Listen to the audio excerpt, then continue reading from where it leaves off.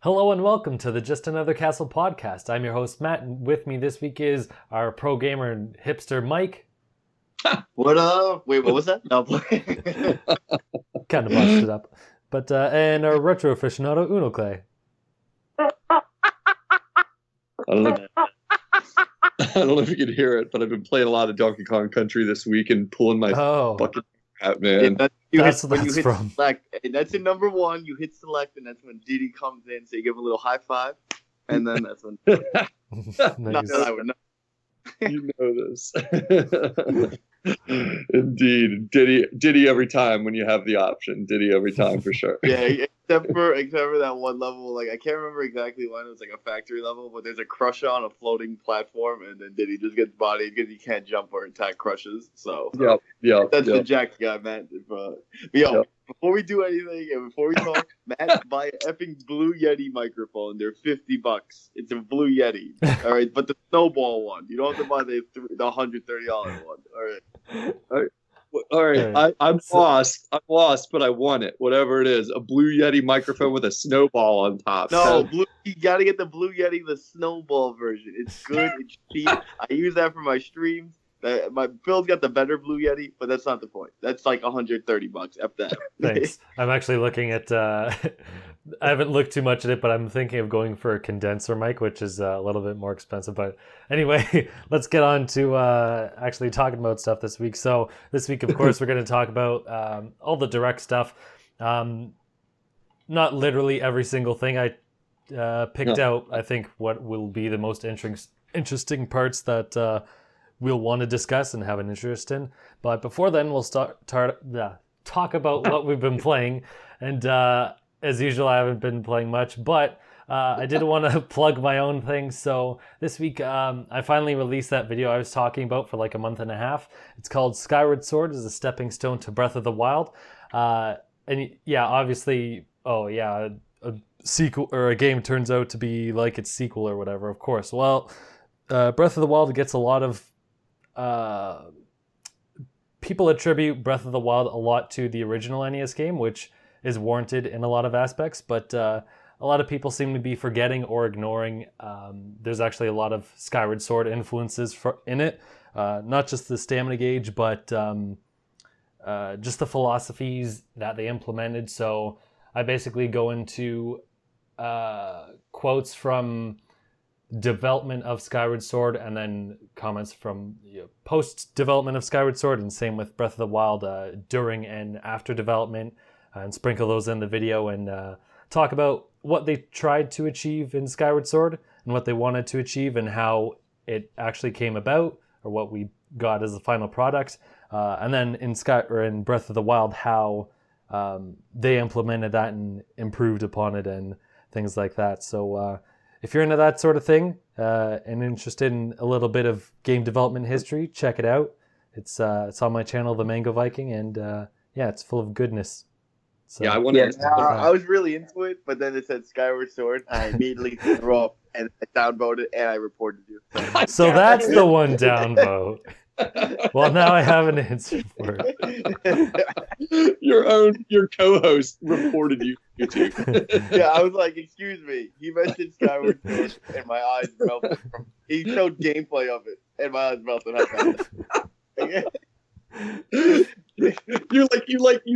You flag anybody who puts a video of Skyward Sword on YouTube. You're like, no, this is not. I'm like looking at the thing. It's like Mario Galaxy 2. I have the report all filled out. And then the ... I click the full title. It's trash. I'm like, oh, my bad. Give them a thumbs up. Great video.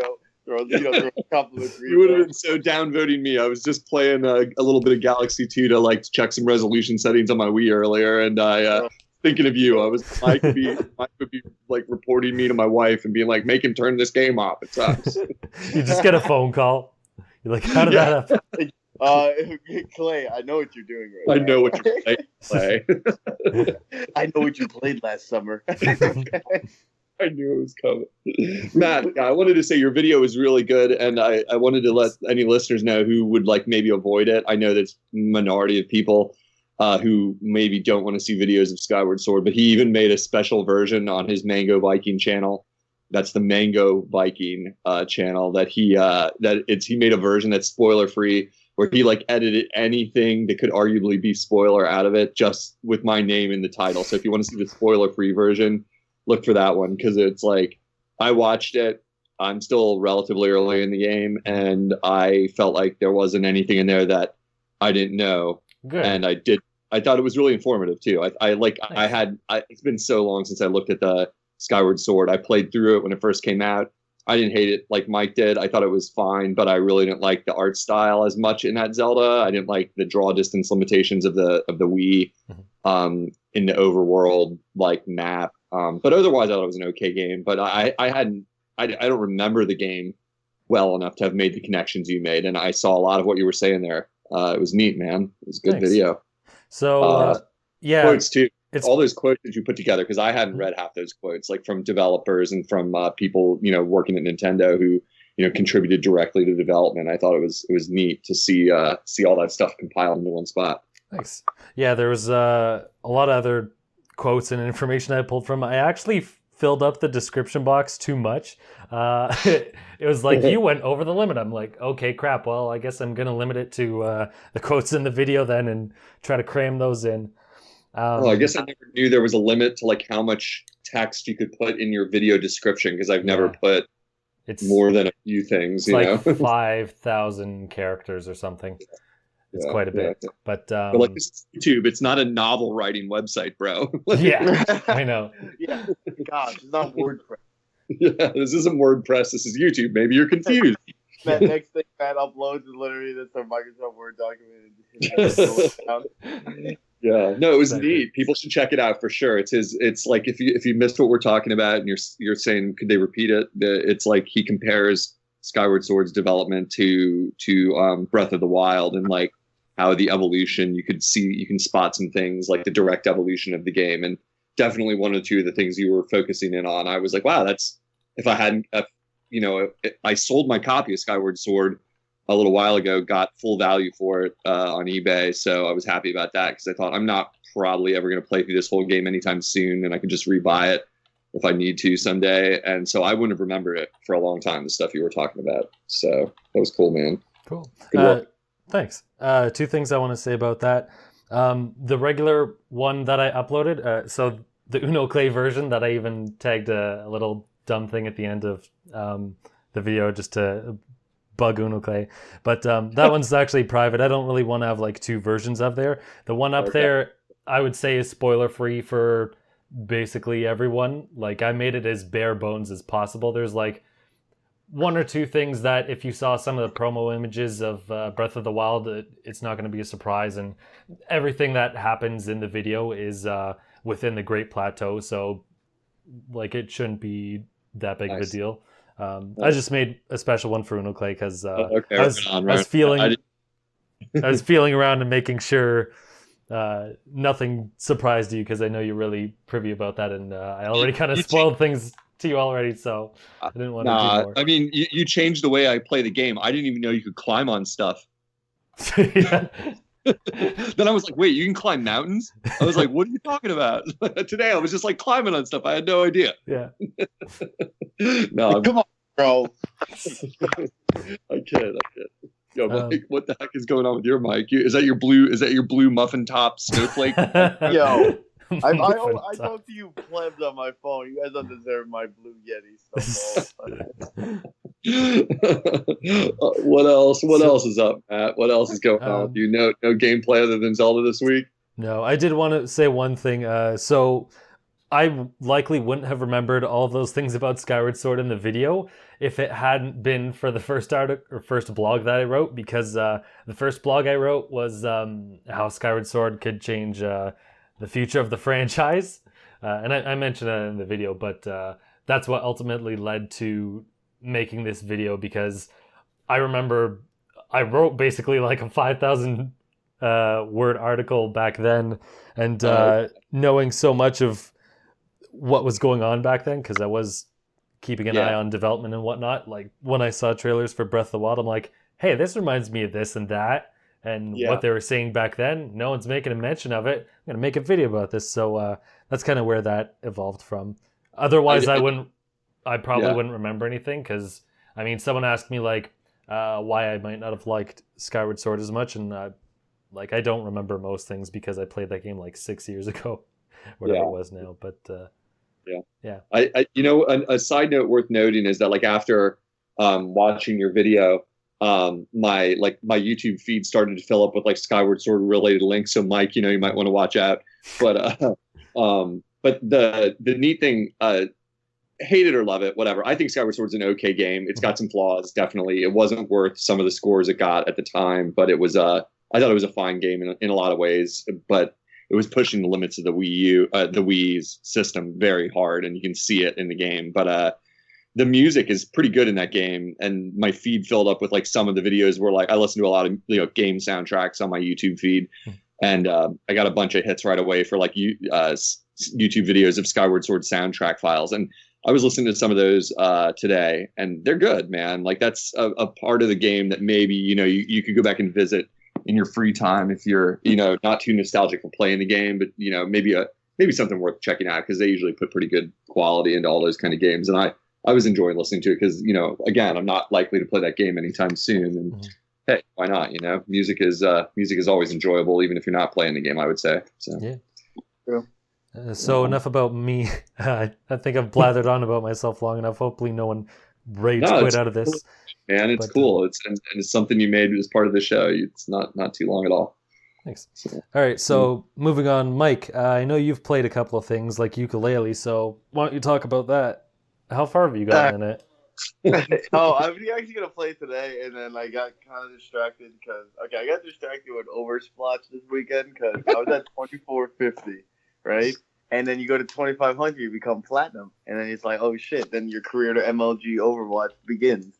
And mother effing, I got kicked off the servers. And then I was like, you know what?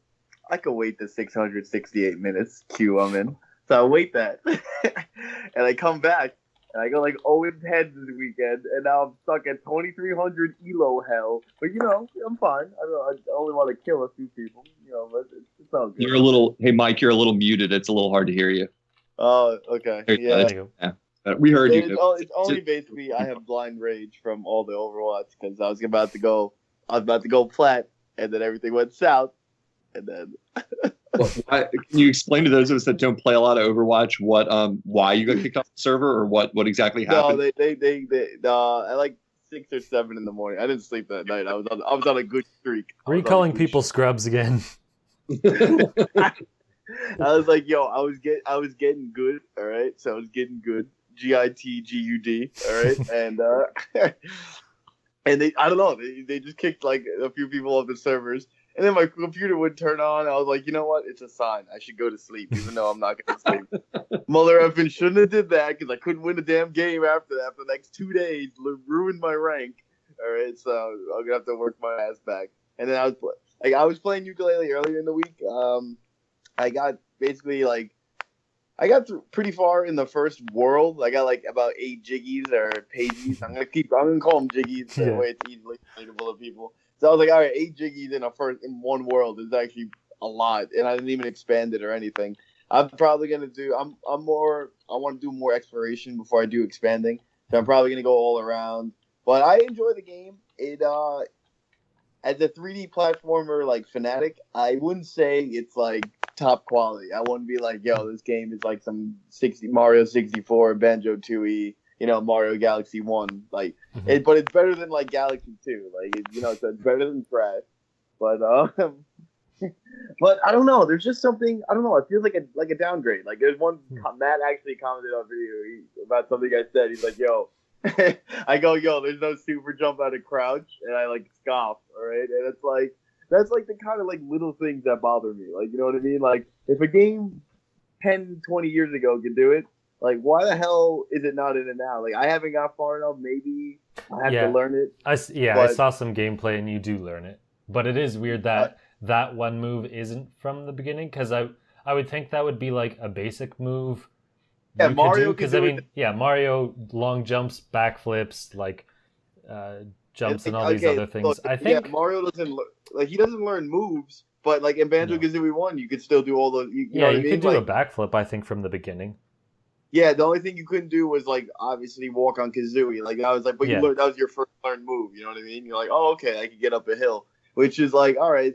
But you know, it wasn't even the first thing I learned. Like, I already have 4 abilities, and they're mainly the abilities I used were mainly for getting one pagey, so Hmm. a jiggy. Like it wasn't like, oh man, I really need this. It was like, oh okay, like this is gonna help me for this one situation right now, but it's not as useful as that would be in a lot more situations. But the camera's all right. There's one thing that actually bothers me as somebody who's a gamer, and I don't think people really complain about this. But when you go into that roll mode, Oh yeah. so I don't know how to explain it. Laylee rides you. I mean, you see it in every trailer. Hmm. You ride the lizard. I'm just gonna say for people who don't know, and he goes in a ball, so it's kind of like a circus act. Now, gravity or momentum physics are so off on that thing. Like it bothers me. Yeah. Like with Kazooie, you were able to like move in any direction. Yes, you had a faster speed, but you had a longer jump, and you know what? You still had backwards momentum with jumps. Um, Yeah, it you was can't do basically that at just all. faster. It was like the run button in Mario. Yeah, yeah. But you can't like if I jump forward, I can't drift backwards. You know what I mean? Yeah.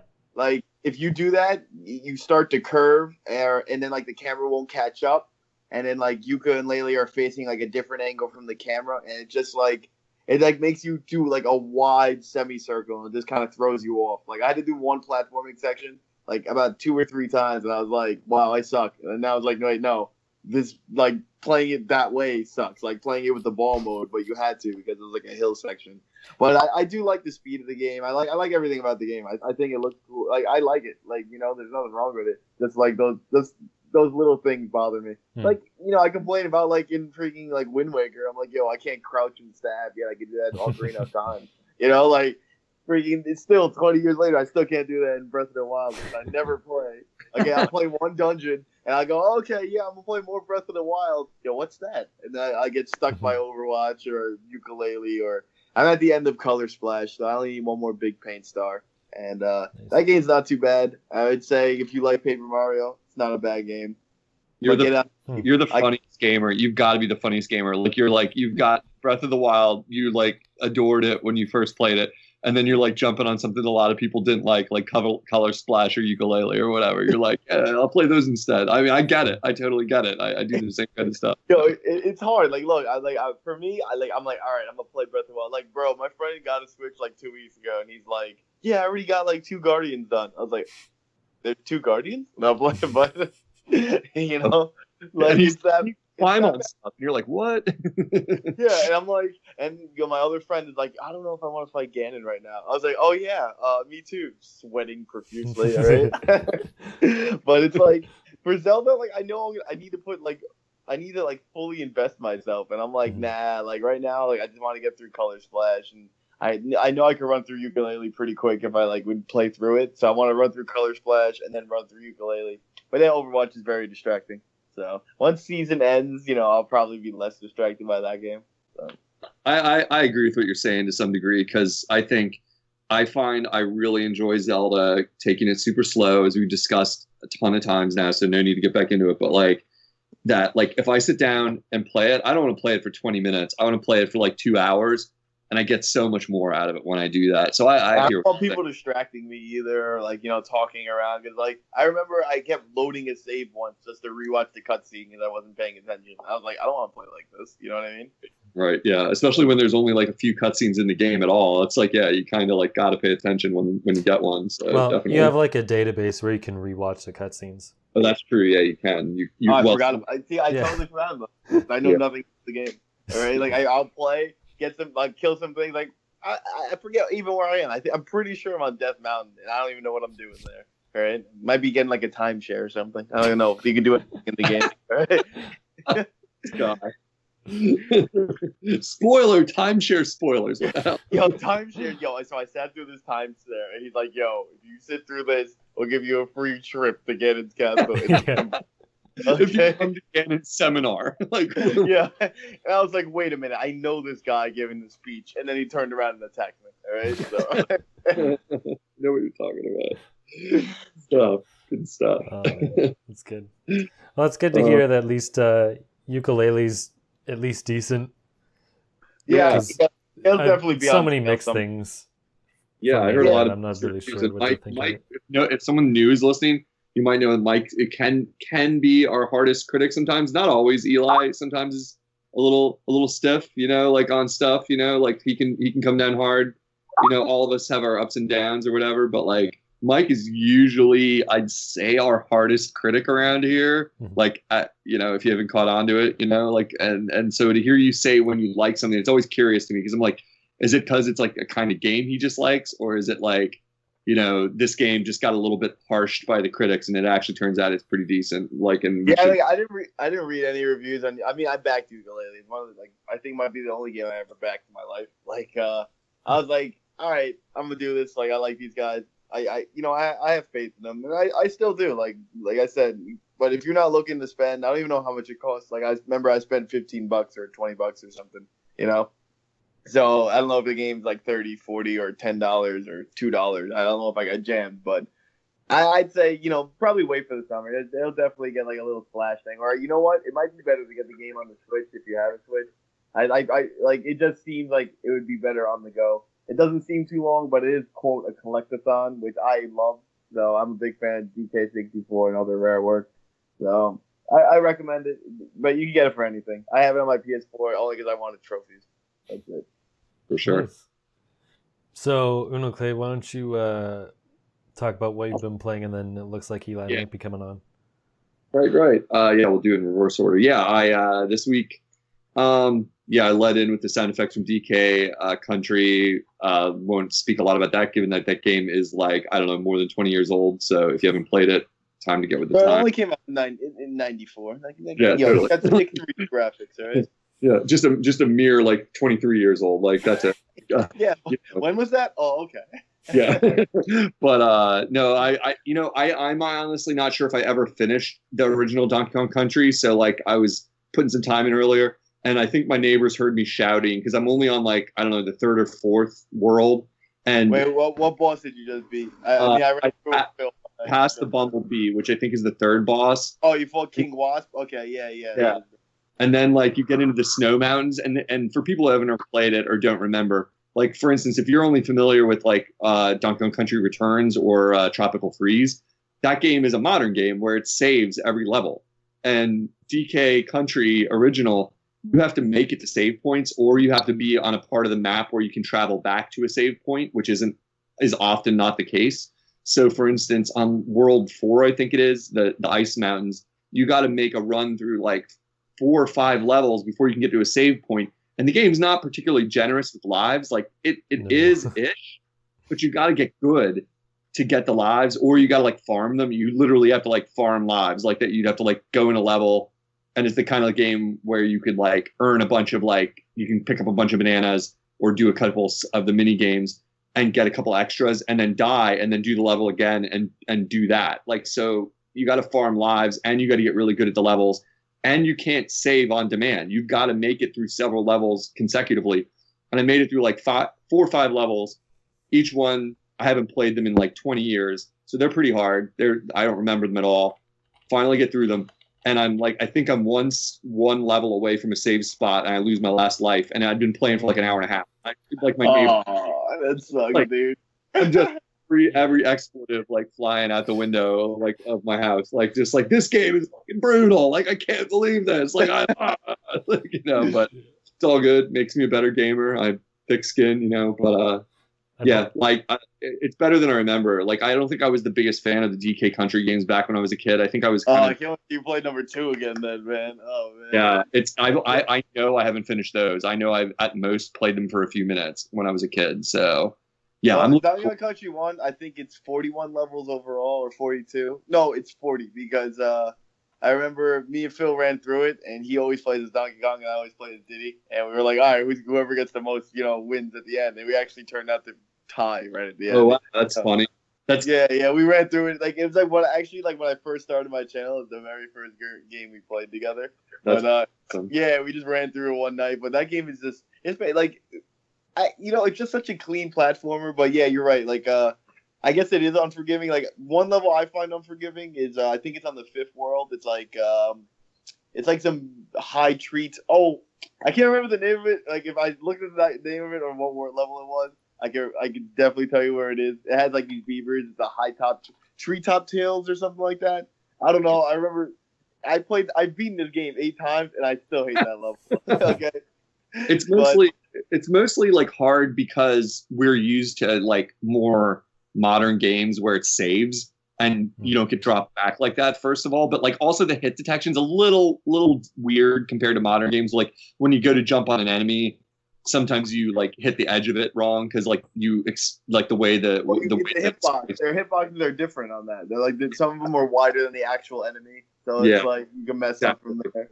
Or some cliffs like step to the edge of the cliff and like the cliff ends, but the picture looks like the cliff goes a little further, and I'm like, what the like But all in all, I mean, anyway. Are you dashing and then jumping midair? I got to do that and all that stuff. I mean, like I got the skills for it, especially having like 100% DK country returns and all that stuff. It's just like it's fun to go back to. I'm having more fun with it than I expected. But that game is 23 years old. We don't need to get too deep in on it. Wait. One thing. Wait. I got to bring up my usual factoid. How come in Donkey Kong Country 1 through 3 in the Super Nintendo, I can hold cartwheel, cycle, and go through enemies? Yet in Donkey Kong Country Returns and the above one, I have to keep pressing the button and I don't get momentum carry. All right, they couldn't add something from 20 years ago. Okay. It's like someone needs to write a letter to Nintendo. Like, yo, how come you keep making things go away that were good? All right, how do you make things worse? It's funny. But the other thing that's more modern that maybe our listeners would like not have played is I downloaded the Tetris Puyo Puyo Switch demo because my wife doesn't play video games really, but she does enjoy a game of Tetris here or there or Dr. Mario. So I downloaded that and convinced her to play it with our little tiny Wiimotes turned sideways, and it was pretty fun. I, like most everyone else, I suppose, in the West, like I've never heard of Puyo Puyo till this outing of this game, and it's neat. The demo can give you a pretty good idea whether you want to buy it or not. It's Tetris. It's classic. You know it. It's fun. It works pretty well with the Wiimotes turned sideways. Obviously, it's a demo, so a lot of things are locked. You can only play like basic.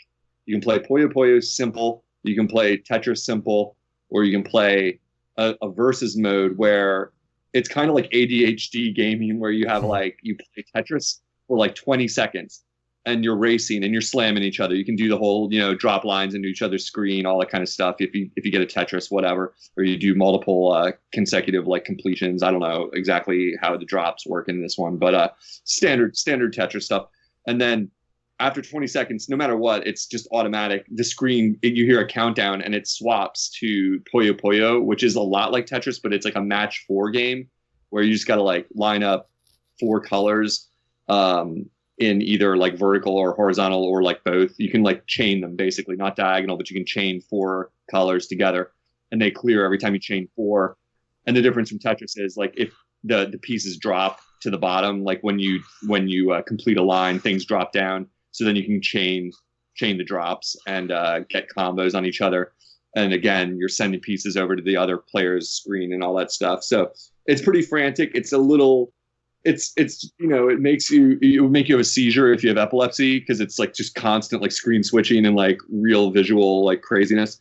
But I was trying to convince my wife to stay awake. She goes to bed really early because she works at a hospital and gets up like super early. I was going to be like, do you want to come on and guest and give like a complete like gamer girl, non-gamer girl, like review of Puyo Puyo? And she's like, yeah, I do. And then she's like, and I'm like, okay, I guess I'm getting that review. So if I channel Tara, my wife, she was like, it was fun. So there you go. There's your review. It's a game. That's your review. Puyo Puyo. The demo's there, and I think you can buy the whole game right now. I don't know what it costs, but I mean, hey, it's Tetris, and it's competitive. You can have up to 4 players. It says if you shelled out for more Wiimotes, you could be playing 4 players, I guess. And there's a bunch of other modes that I don't know what they are because I only have the demo. So check it out. Cool. And now that Eli's here, Eli, why don't you talk about what you've been up to? What? I'm here. Am I on? Is my mic? Hello. You good? Hello. Nah. I have not been playing a ton of new stuff. I've been playing Horizon more on the PS4. Oh, I played Mr. Shifty. That is a Switch game. Nice. $15 title. It's interesting. I wish I could love it more. It reminds me a lot of Hotline Miami. If any of you guys have played that, the way the arcadey brawler type of gameplay. You only get one hit before you die, and then you have to go to the beginning part of the room again. Stuff like that. And the switch those that you have. Oh, switch. The change those that you got. You can shift around, so you can like teleport around the room within a certain radius. So you teleport around enemies, you try to move before they shoot at you, you knock them out that way. So it feels really good. Like you play the game and you're like, wow, this is really fun. My problem with the game though is that number one, it gets old relatively quick. At one point, they kind of stop introducing more strategy and start just introducing more enemies, which is unfortunate. It just ends up being, well, I have to survive for a longer amount of time, as opposed to, oh, there's a new strategy I should try out here. And they do make attempts to introduce more enemies, but not as much as I would hope. And the other thing is that it doesn't perform that well. There are frequent frame rate drops. Is it pretty bad? Like we've been hearing, like there's news about this. Like, is it unplayably bad, or is it just like there's some frame rate drops? No, it's distracting, but it's not like unplayable. I've been getting through the levels fine. I think I'm 13 levels in out of 16 or out of 18, so I'm making my way almost to the end. Okay. Okay. So it's worthy, but it's a little repetitive. But the frame rates aren't the issue to like keep you from buying it, basically. Yeah, exactly. So it's unfortunate that it's not a better game. I'm reviewing it, I think, for the site. So like right now, I'm leaning on like a 6.5. So it's like, okay, it's not a bad game. It's fun, but it does grow old relatively quickly, and it's not like as good as I had hoped, but it's not bad. Something we should focus in on. Oh, sorry, Matt. What were you going to say? Oh, I was just going to say that's unfortunate because it looked really cool. Teleport. It does look cool. It does look cool. Let me ask you this. This is something we should probably all try to focus in on with Switch when we think about reviewing games for it. Like, because I barely ever play my Switch undocked right now. I definitely will give it a workout this summer when I'm traveling and like take it places on vacations and stuff. But right now it's like 99% a home console. I mean, are your complaints valid in either mode, or could you see it being better as like more of a like pick up and play like portable game? Like would it be maybe a little better in that format? So I played the game almost entirely in handheld mode, and I wasn't sure whether my experiences frame rate wise were because I was playing in handheld as opposed to docked. I don't know. I mean, from what I understand with Zelda, actually there were more frame rate drops when you plugged it in, so I don't know. But I've been playing it more as kind of a pick up and play game. Pretty much every night before I've been going to bed, I've been playing in bed like 2 levels. So that's the way I do it. Also, I just think that it'll get old if you try to just do a straight run through the game, to be honest. Sure. That's why I was asking about that, because I often think of like some games get a little boring because of like the game loop is a little bit like repetitive, like you're saying, or like not very deep. And so then I tend to think of those games as more like, yeah, this game isn't meant for me to sit and power through. This game is meant for me to like every couple days or even less, like pick it up, put a little time in, and enjoy it in like small bites like that. Like the Blaster Master Zero game is one of the only 3 games I have for my Switch. Like I haven't finished it yet. It's really great, but and I recommend it. But the game loop is very similar. Like you're just like, you're driving around in your little tank, and you do a maze, and you fight some enemies, and you fight a boss, and you get back in your tank and drive around and repeat. And so I'm not disappointed with the game. It's really cool, especially if you like the original Blaster Master, but similar to what you're saying, I'm like, well, sort of similar to what I was asking, better put, like that I was like, well, I'm not going to worry about whether I hate this game or love it. I'm just going to think of it as a game I play every now and then, and eventually I'll finish it. And I'm not worried about that it's like not a Legend of Zelda that makes me literally want to come and play it like all the time, so. Yeah, and it always comes to, what money means to you in terms of how much your budget is for gaming. And I think this is relevant across a wide variety of situations. But if you are looking for something to play on your Switch, and chances are, if you're done with Zelda, you probably are, then it's $15, which is on the pricier side for an indie game.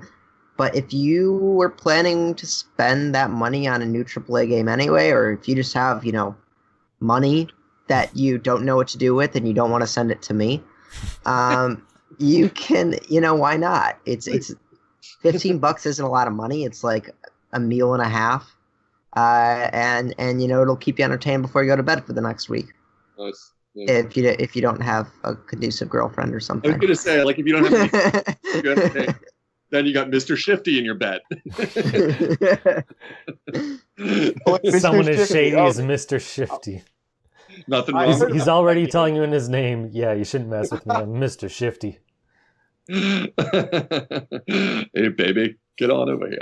I've heard good things about Mr. Shifty. I got sent a Steam key. She said. Yeah, no, I never played it, but I had the Steam key review, and I was like, I'm gonna do this sometime. How did you get a Steam key review? You don't do reviews on your channel. I do things though. If you're on their PR list, they send you. It's insane. So Tiny Build. I mean, not Tiny Build. It's Tiny. Wait, why am I complaining? I don't even have a Switch. The developer of this game is like very active on PR, and so they have. So I've got my personal email. They have my @Nintendo Enthusiast email. They have my Xbox Enthusiast email, and they have my Enthusiast.gg email. And whenever they release a Steam game, I get 4 Steam codes. Oh my gosh! Nice. One to each. I don't even ask. I just get them. Yeah. So. And they said they might give out Switch codes, and I was like, maybe. The Switch codes are definitely a lot more limited. From what I've been hearing, this happened at the beginning of the Wii U era too. But it seems like they've been in really short supply of codes, to the point where I wasn't getting some codes for games that I was requesting, which is kind of unusual for a Nintendo game. Like I got Shovel Knight, I got Mr. Shifty on the Switch, but when it came to like Tomorrow Corporation games, they did not send me any of them. So I was kind of surprised by that. They were like, you might have heard of us. We've made $1 billion on World of Goo, so peace out, bro. We are the original indies, bro. No thanks on these codes. Yeah. Neat. Well, that's cool, because I want to play that game eventually. It's definitely my wish list, and given that like the release schedule for Switch is like a little questionable right now, I'm going to keep it in my queue for now. Like you said, maybe a sale. $15 isn't a ton per game, like you said. Like that's literally like the price of a platter of food, like of okay food, even only. So or even a movie ticket. Yeah, like, that's usually the best comparison, because movie tickets are like $15. Well, here they're $15. Are they? They're like probably $10 there. Right. Wow. I feel better about my $11 movie ticket the other day. Wow. Yeah, if you want to see a 3D movie at AMC. Oh yeah, 3D. That's different. That's like 26. Like regular is like don't even. 8 to 20. I'm talking about like artsy fartsy pinky out films, my friend. They already solid. Yo, on a real note, there's this game that just came out on Japanese Switch. Since you guys, are all like, region lock, losers. But Wait, it's called Kamiko. It looks freaking awesome. It kind of reminds me of Hyper Light Drifter. It's only $5 or something like that, 500 yen. So it's like $4.80 American. Say the title again. Kamiko, Kamiko. Yeah. It came out, and probably never gonna come out in America ever. But just get your Japanese Switch. It just came out. It's got 3 characters, 3 heroes. It looks like Hyper Light Drifter. Seems to have pretty good 8-bit chiptune music. But I hear the game's only about an hour long. But then again, you are paying $5. So you can play the game with one character, then the other one's an archer. The first one's a swordsman, and the last one's like some shield discus thrower thing. I don't know. Seems cool. I might check it out. But remember, you can't get it. If you wanna buy Japanese games, you need to change your region settings to be Japanese. Then I would open up another Nintendo ID. Don't keep it on the same one. And then if you don't have another credit card, or if you're like a lame brain and you don't use credit cards, you have to get Japanese eShop cards from Amazon Japan or something. So It's not as complicated as it seems if you have a credit card. Yeah, no, I haven't done it yet. I've meant to do it, and I keep forgetting to because I'm like, well, I haven't bought a ton of stuff even from the eShop yet at all. I did just score there. I just did score a memory card for like $30 for 128 gigs on eBay, one of the recommended ones. So now I was kind of concerned about like buying anything before I like got that, since you can't really move games around or whatever, the memory issue being a problem. So I was like, well, I'm just not going to do that. But now I have a memory card. So I'll check it out. Good stuff. Cool. Good stuff. All right, so let's get moving on because there's a lot here. The first thing we'll go through is Amiibo. So there's 3 new Link Amiibo for Majora's Mask, Twilight Princess, and Skyward Sword. There's finally the last remaining Smash Amiibo, but they did do something cool. So there's Cloud, Corrin, and Bayonetta, but they also have their alternate costumes. So you have Advent Cloud, you have female Corrin, and you have Bayonetta 1 version of Bayonetta. You have Splatoon 2, the girl, boy, and Squid again in different poses and different colors and whatnot. And then you actually have a Pikmin one, which is the red, blue, yellow, rock, and flying Pikmin on like some little piece of rock or whatever to coincide with the new game. Just quickly, are you guys interested in any of these Amiibo? I'll probably get the Smash Bros. Ones to finish out the set and then stop. and then stop this addiction. Yeah, people weren't listening like a year ago. Like Eli has 2, I think literally has 2 of each Amiibo. Like, right? You have a box and an on-box. Is that the case? I've got, I think, now up to 3 large boxes of unopened Amiibo. Oh my in gosh. fact. Yeah, you're bad, man. Only that, but let's remember that I paid $80 for a villager at one point. Yeah, when that was rare. Oh, bro, he had the bug bad, my friends. This guy. I was very sick. I was a very sick man. Hey, it happens to all of us. I cannot judge you. I would not admit what I've paid for some Nintendo cartridges, like on this show. But yeah, I'm not a completist even for the Smash ones, which are the only ones I've collected. No, that's not true. I have a Splatoon one because the Splatoon Amiibos had really cool functionality in Splatoon, since they gave you little mini games to play while you waited in the lobby. And I think that was the best. I still stand by that. I've said it before, but I think that was the best application and underappreciated application of Amiibos. Like, once you got over the thrill of being able to fight an AI Amiibo that you know in Smash, like after you got over that idea, like the mini games that you get out of the ones for Splatoon are really cool. So I want to see if they do something similar like that again, and maybe I'd spring for one of those. And I like the character design of like original Bayonetta with the long hair much more than I like short hair Bayonetta. I think that says a lot about my taste in women. So I'm just like the original Bayonetta, as much as I hate both of them. That's all right. And then the worst, why are they selling the original Bayonetta? That shit was not on Nintendo. All right. Yeah, so it was. I'm saying Bayonetta is the worst thing to ever come to Smash and in the history of Nintendo, and people think, I'm just saying. I mean, Bayonetta 1 is on Nintendo thanks to you. I own it. Like, so. Yeah. It came late though. Like, didn't come out first. Guess what? Bayonetta's on PC. People act like Bayonetta's a Nintendo exclusive. If you want to complain, to be fair, everything is also on PC. If you want to complain, Mario's not on PC. So no, I mean like even a lot of exclusives are like, and it's also for PC. Bayonetta is a sham. The worst thing to ever come to Smash. Ruined that game. Okay, didn't win the vote. Stupid as shit. Anyone who likes Bayonetta 2 or thinks it belongs on any Nintendo game, no, never talk to me again. All right. So for new users that weren't aware of Mike's harshness, here we go. Bayonetta Mario Party. That's what it sounds like when you're saying to me. All right.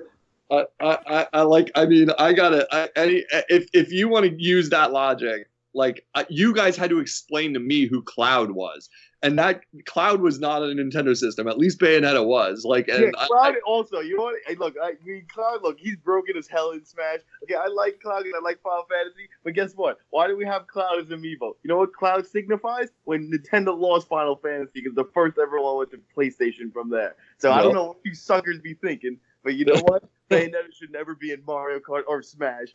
Sorry, Clay. That's never gonna happen anyway. Oh But, man. Well, okay, so we have our feelings about the amiibos out. Cool. I definitely want to get the cloud one. I think he looks pretty cool, the normal one. Yeah. But, Yeah. Only Soldier First Class, not Advent Children whack ass bullshit.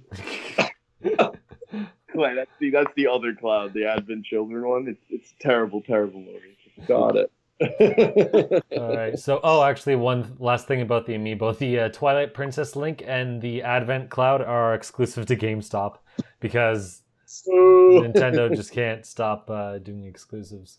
Can't stop the exclusive madness. Yeah. So let's move on. Just two quick announcements. Hey Pikmin, the new Pikmin game for 3DS, which has a stupid name for some reason, doesn't have support 3D. Stereoscopic 3D, so I don't know if you cared about that. It's not in there. I mean, that means it's coming to the Switch. It makes sense. They're dropping the 3D stuff. It's gone. Like they've been doing that for a couple of games now. It's gone. It's not like a shocker. It's like whatever. Yeah. So, but I'm surprised though that that's a first party game. I mean, Pikmin's poop, so it's like low tier first party. But I mean, I'm surprised they dropped 3D for a game that's developed by them. You know what I'm saying? Like I understand like everyone else is kind of giving up on them, but it is a Nintendo thing, but now I think it's going to come to the Switch. I'm just saying. It's a good call, man. I could see that happening in a year or something like that. And I feel like, Matt, at this point, we should pre-record a little, like, teaser, like, kind of trailer type thing. That, like, every time Mike says something insane, like Pikmin is poop, that you could, like, insert a sound file that says, like, please remember, Mike's opinions do not represent everyone. And that's not even just not everyone's. It's Mike's doesn't represent anyone's views on this podcast. He's most often wrong, but we just let him go. No, I'm kidding. Yo, that is a lie.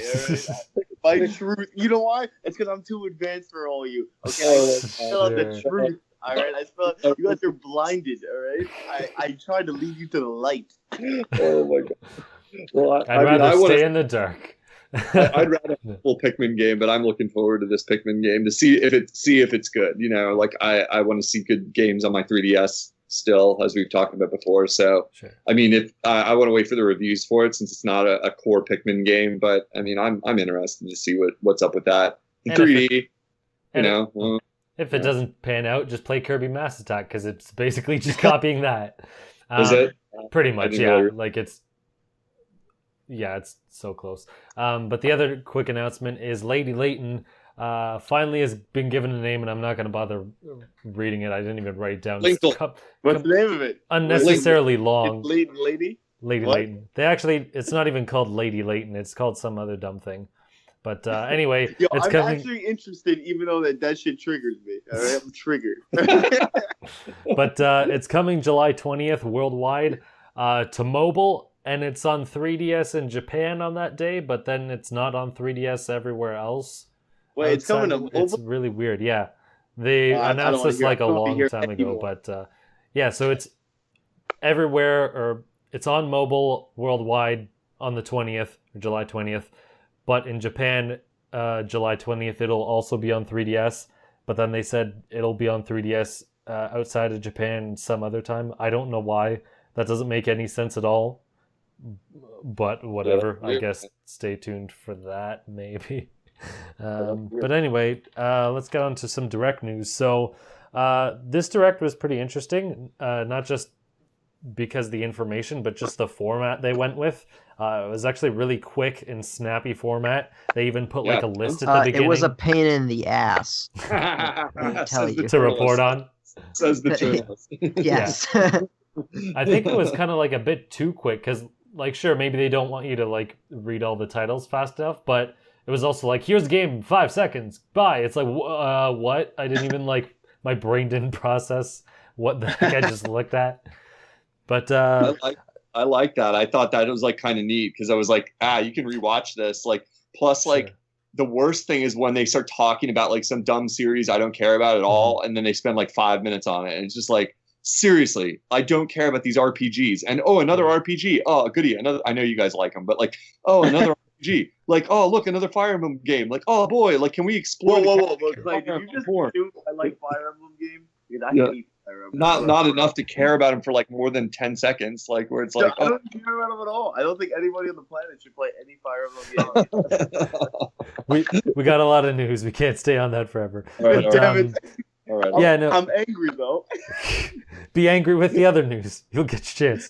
But no, it was interesting. Like you said, Unoclay, there was a benefit to it that if you didn't like something, they weren't on it too long. I think they could have probably like paced it better, but I think this is a good like way to go move forward. So you are not on something for 3 minutes and get bored. It's like, oh, here's a list of things that are coming up, so you don't like leave it in. You might miss something. I don't know. Just a list is nice, and the fact that it's quick enough that you get some information, but you don't get bored of it is good. Yeah, I liked it. I thought it was exciting because like there were things I definitely didn't care about, but I didn't care because it was like on to the next thing, on to the next thing. They got this list and they're working their way down it like we should be doing on this podcast. We're like, we're way worse than them this week. So there were two games that they showcased off the most. Let's talk about ARMS. So they announced a new character called Min Min. She can kick arms away, so if someone tries to punch her, she can kick them away on the ground or in the air. One of her arms can shoot a laser. That's kind of weird.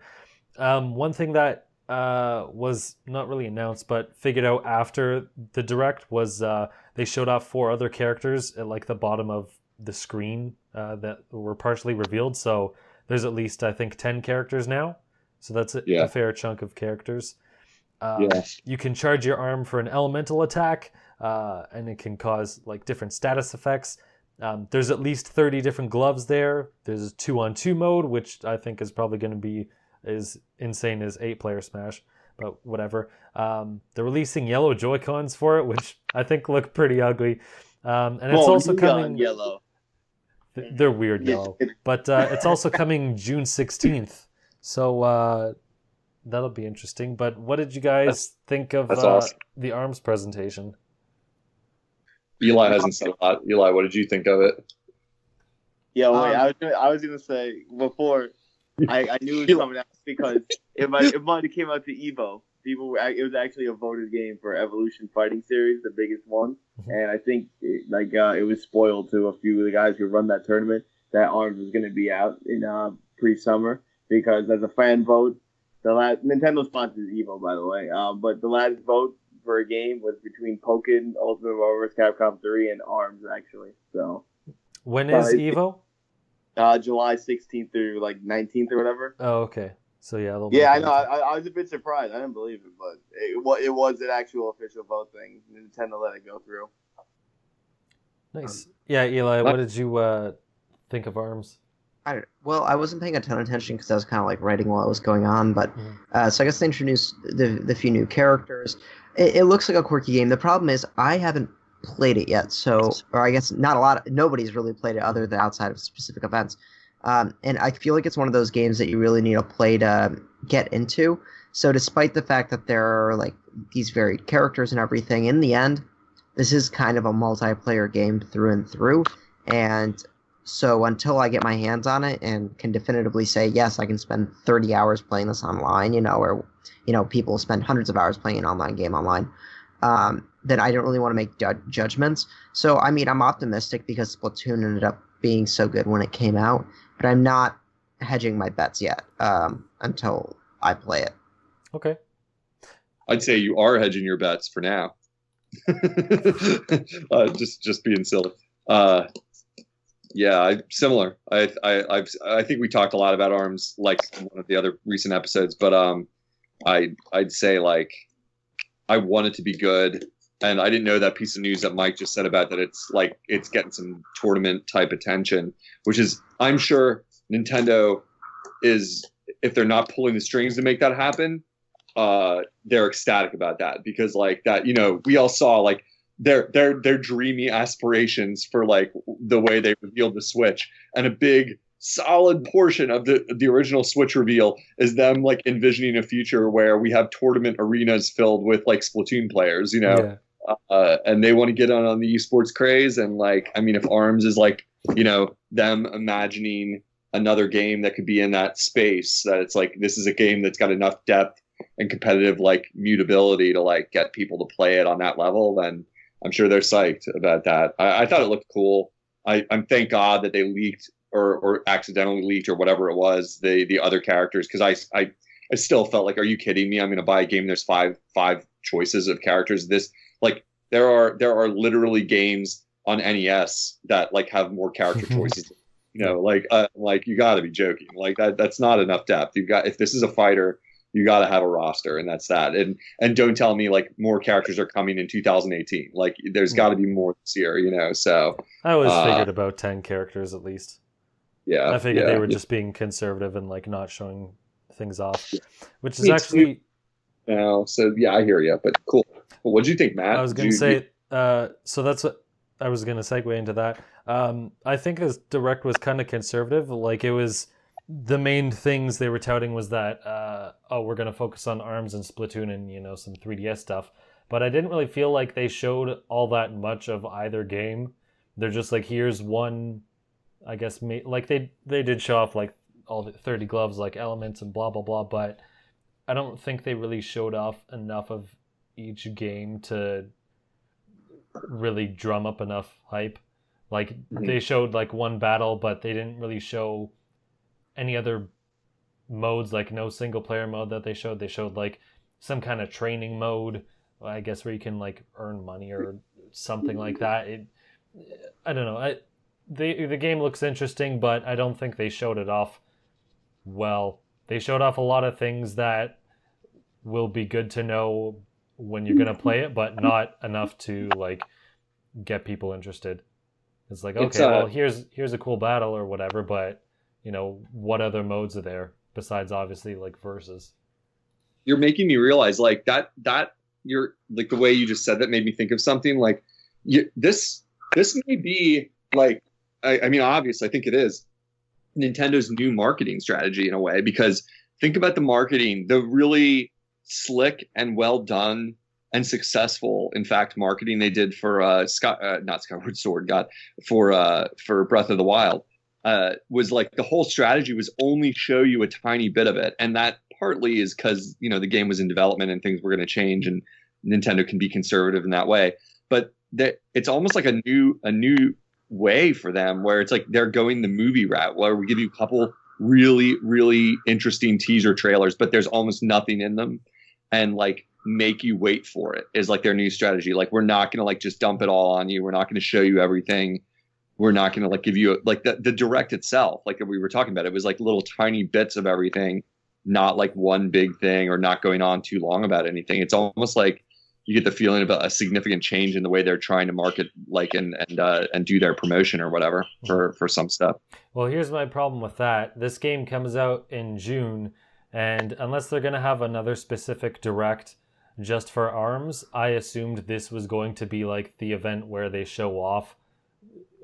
Basically, like they said, this was specific to ARMS and Splatoon and blah blah blah. So I figured this is the one thing they're going to show off, and then when they release it, they release it. But like I don't think they really showed enough off. And if they're not going to have another direct for this game, I don't know. I don't think that's really good. Maybe they'll release some trailers or something, I guess. But I think this was like the moment to get people interested, and they didn't really like do a great job of it.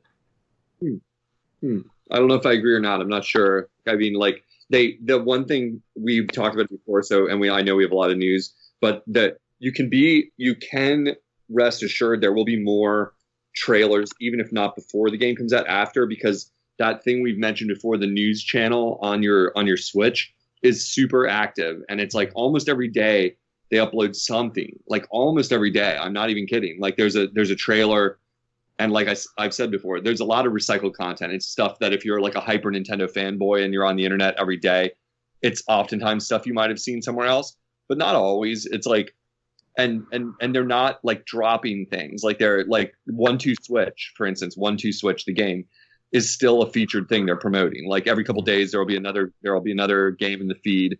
Video, in the feed of like them showing some feature or something to do with 1-2 Switch, like reminding you it's there. Guarantee you they're going to do it with ARMS. So even if not before it comes out, I bet you we'll see like a lot of that like continuing, like in their own like Ecosystem. in their, that's the word I was looking for. Thank you. Like in their own ecosystem, like promoting the game. So it's there, you know. I would say the issue is it comes out the week that E3 starts. So you really need to drum up hype beforehand to get people to remember to buy it before they forget it like 3 days later or whenever when E3 starts coming in and people start pre-ordering. So it's not perfect. Well, you know, they'll hype it at E3 anyway, but I hear what you're saying. So good point, you know. So good stuff. All right. So the other big thing they showed off was Splatoon 2. Same thing. They didn't show a whole lot, but they did show a new mode. It's called Salmon Run. It's basically a horde mode where you fight waves of monsters, and you get like golden eggs you can use, I don't know, for something else later in the game. They showed off Splatoon 2 amiibo and the functionality.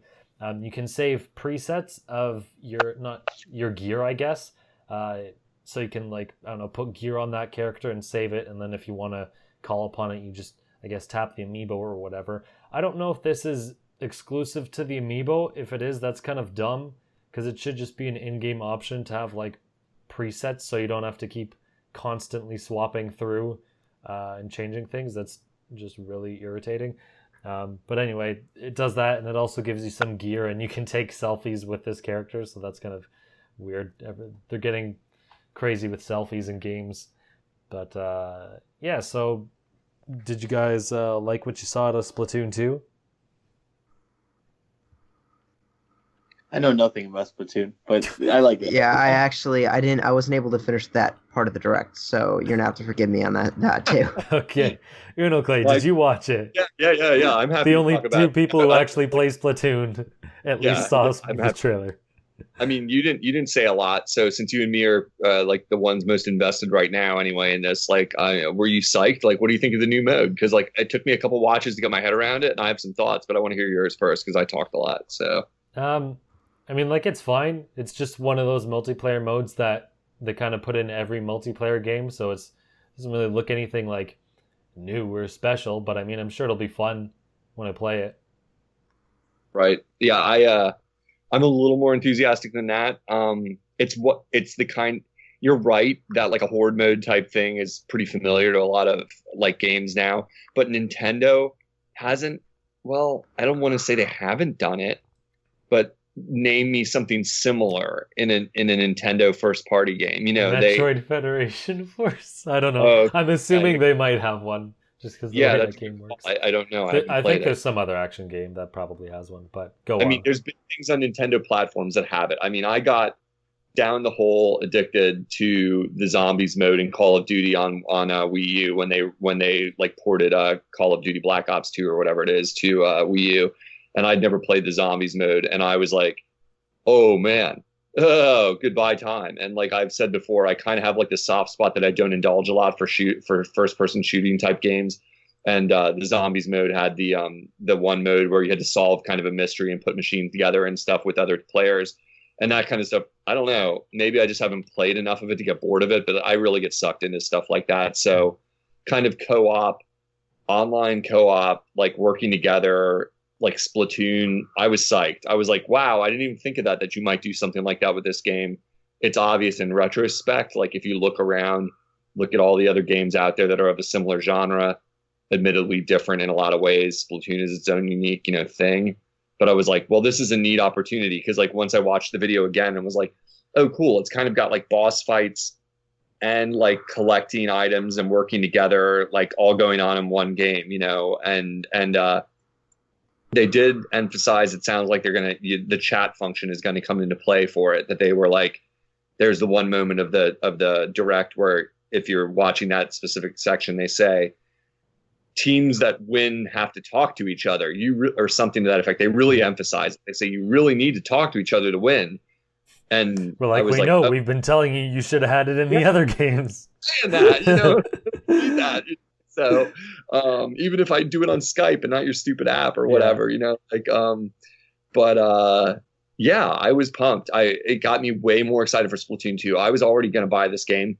Now I'm, it was like perfect. I was like, this is awesome. This would have been like if Mario Kart had battle mode when it launched, which is what you realize people want. People want to be able to play together. But they don't only want to be able to play together in one mode. They want options. They want to be able to play team battle. They want to play like 1-on-1, 2-on-2. different settings, so I'm pumped. I thought it looked cool. I hope there's even more to it than we saw, but I'd be happy with what we saw. That would be my final comment on that. So okay, that's cool to hear from a different perspective.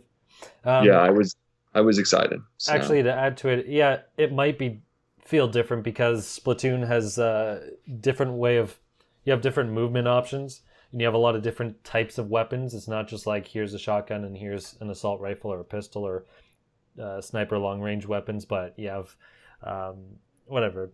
I forget all the names, but you have like Gatling guns and you have the paint buckets and all these other weird different weapons, and I'm sure the special weapons will probably come into play, so it might change it up enough where it'll feel new in its own way.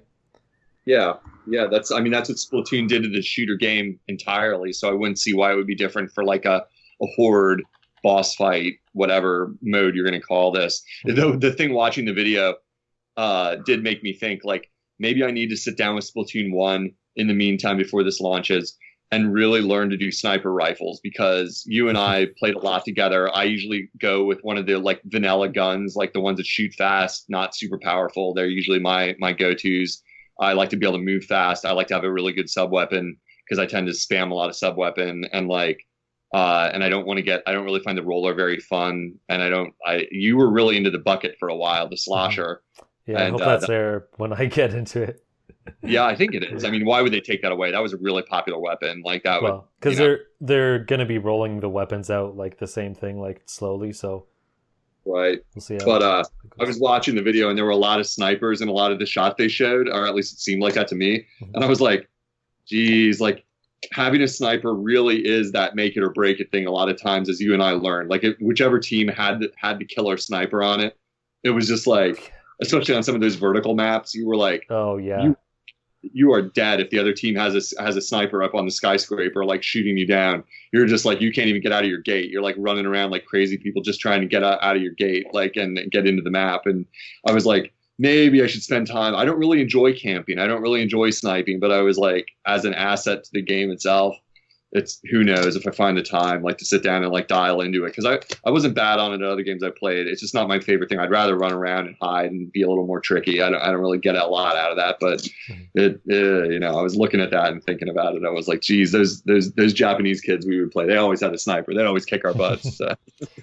And one last thing about Splatoon is they're going to have a tournament on the Wii U version. I don't know when that's happening, but if you're good at Splatoon, then get into it, which basically means if you're Japanese, get into it, because those seem to be the best players. But yeah, but it's only open to, they literally said it's only open to US based players. Right, yeah, that's the other thing. So like, you do have a chance. Go try it. Yeah, all us scrubs, as Mike would say, have a chance. Like,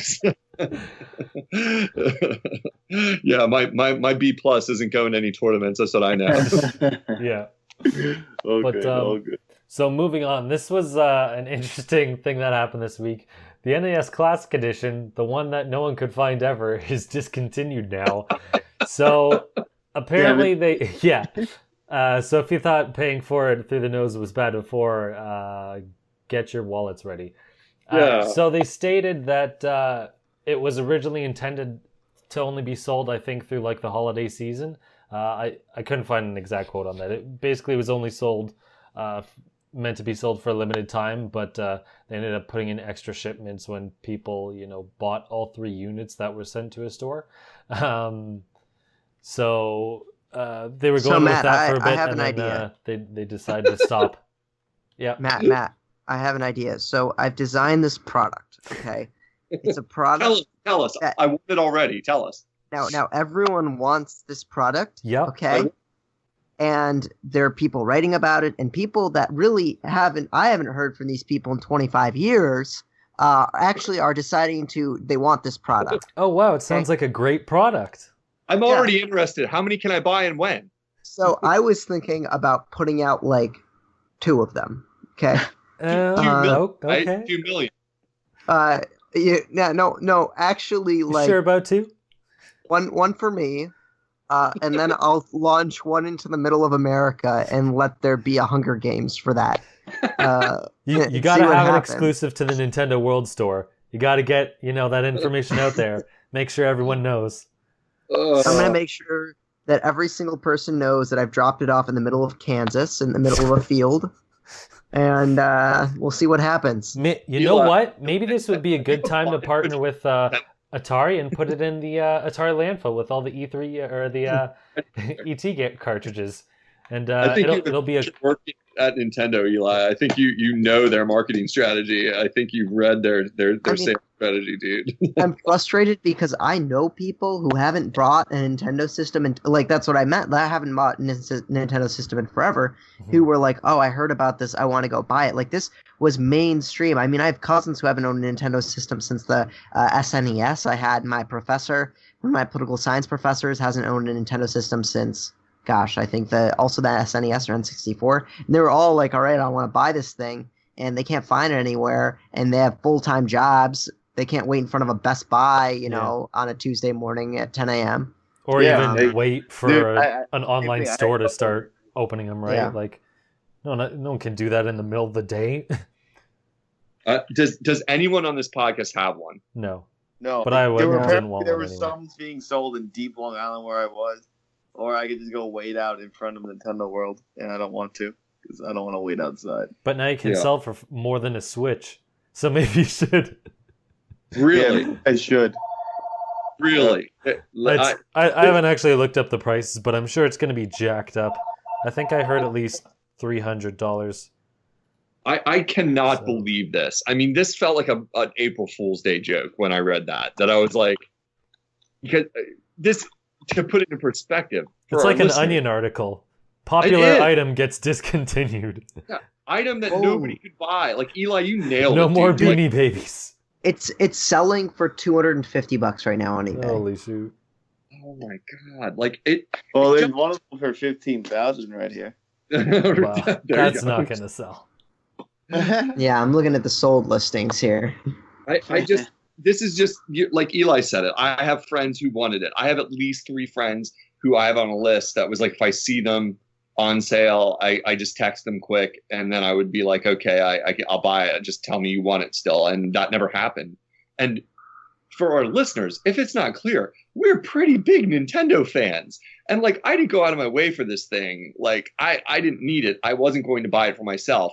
I say that, but then if I'd bought one from one of my friends, you know, it's like it gets in your hands, and you might like be tempted, and the scalper urge might rise up in me where I'd be like, if I hold on to this thing might be worth like a lot more in a few weeks, you know, or in a few months or something like that. But that aside, like I'd rather play the games in the original hardware, whatever. That's a personal decision. I totally get the appeal for it, and I'm happy they did it. And now I'm unhappy they did it, because this is almost like bad press for them now. It's like I have friends that are like, what the F is with this? Like, I never saw it in a store once. And I'm like, you and me and everybody both, you know, it's insane. I mean, it must be because the virtual console's coming, and they don't want to undercut their own sales in their mind. I don't know, because I don't think anyone who's interested in these games was like, I don't think the casual audience that wanted to pick this up was ever going to pick up a Switch just for the virtual console. I for the Wii, maybe, because when that was coming out, that was new, and there's literally no other way to play it besides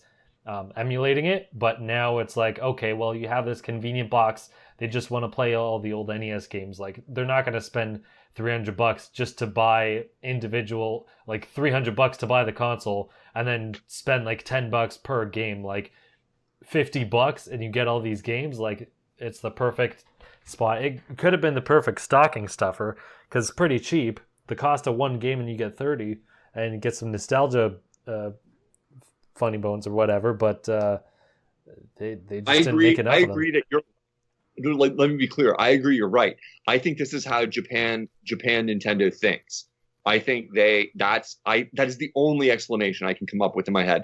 That is how the history is as old as Nintendo of doing these weird things that don't make entire like marketing sense. And sometimes I get the feeling it's kind of like the duality of a company that straddles 2 continents, like in other continents, in fact, you know, but like 2 big markets are Japan and America. And like there's something lost in translation, not to be too cliche, like that's how they think. And they're thinking, well, the virtual console is coming. At least some of these games, several of them, are going to be on the virtual console. We don't want people thinking they can just buy this mini NES like collector item and be done with us. Like they might even be thinking like what you're thinking, but they're thinking of it the opposite, thinking we're going to force them to buy our new thing, not our old thing. You know, we're going to make them buy the Switch. Like, But I like mean, by like they haven't even announced the virtual console. Like, as far as I'm concerned, that's not coming until the end of the year when their online functionality is up. Like, I honestly think they're not going to have it come out until then. I think they're just going to do it all in one go at that point. Yeah. Or E3. It could be an E3 story. You don't ever know. You know, it might be like, because remember, the paid online service is going to start later this year, but they're giving us like Splatoon and who knows what else in the meantime to whet our appetites and get us interested in the online service. And that the 1-2 punch there could be virtual console and Splatoon, and like we get the online for free for now and get us into it, and like get the story out there that it's like, oh, Nintendo's new handheld system, you can like buy Super Mario Brothers and, you know, Excite Bike and, you know, Pro Wrestling and Teenage Mutant Ninja Turtles. No, you're never gonna get that one, but like, you know, Contra, whatever, like on it, you know, on the go, you know, and like, you know, and it's the online's free for now, and you got the Splatoon game and Mario Kart with the online for free right now, because they're thinking ahead and they're thinking getting you to sign up for the $5 a month plan and all that, all the stuff that comes with that. So it's the only thing I can think of, because otherwise it makes no sense. It's literally like Looney Tunes, like insanity, where it's like, yeah, well, like Eli was saying, like, hey, we have this thing everybody wants, and let's just not sell it, like for no reason. Like that, there's got to be a reason, and that's the only thing I can think of, that they're worried about undercutting their own sales, and people spend $50 and they're done with Nintendo for another 5 years, you know, something like that. You had a chance. You said 1-2 punch. You should have said 1-2 switch. You switched it. I know. But before Eli goes, I did want to ask him something about this. So there has to be some sort of logical reason that they would just stop selling something that's literally being sold out. I mean, like, I don't think they're really putting that many units in stores, so of course it's going to sell out because there's not many there. But regardless, it's still, you know, selling well. But do you think this has anything to... Some people have put out like, they're stopping production of this so they can have more, so they can produce more Switch units. Does that really like make any sense? Because I don't really know how to I didn't think so. I'll tell you why I think they stopped production. So first of all, you know, production lines can't switch overnight. This isn't something that you can just switch up. And if you remember, Nintendo, there was a report that Nintendo increased its production estimates from, 8 million to 16 million its first year. That's not like something a decision they make overnight. They have to call up the factories. They have to make sure these lines are suited up. They have to pretty much transform these companies, transform the factories, place the order, make sure the line goes through. I mean, I have a friend that works now. Obviously, cars are completely different ball game in terms of the sheer size factor. What he told me is that it could take up to a year sometimes to re-outfit a factory for new production of a car. Now, I would imagine that for a video game system, it'd take a lot less time, but still, it's a time. It's there. It's not like you're impeding. It's not like Nintendo has a certain amount of space. They're going to end up transforming that regardless if they're going to increase Switch production. It's just going to be some space elsewhere. I think the reason that they ended up cutting it off is just money-wise. It probably wasn't worth it to them. I mean, this thing's a $60, thing. We don't know how much it takes to produce, but let's say it's $15.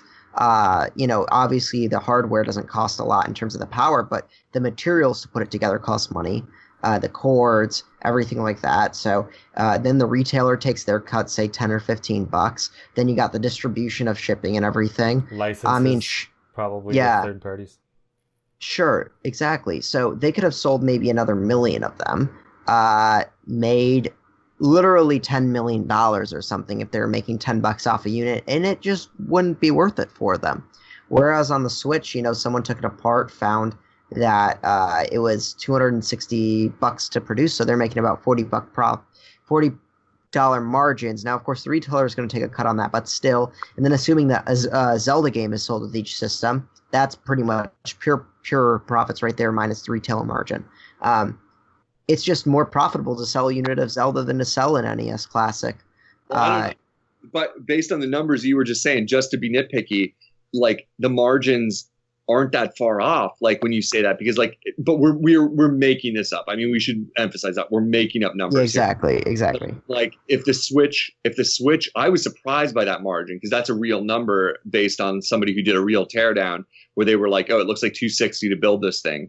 Well, I was kind of shocked by that because I was like, wow, if I was in business and like that's like restaurant margins where you're spending two-thirds to get 1/3 back. And I was like, I mean, to be fair, most of the time, console manufacturers lose on the consoles, so they make it back on the game. I mean, it cost Nintendo in total, including the fees they pay the retailer, probably $10 to print Zelda and sell it, and they make the other $50 in their pocket. Right. So that's like pure profit there, and there's no reason for them. I mean, think about it too.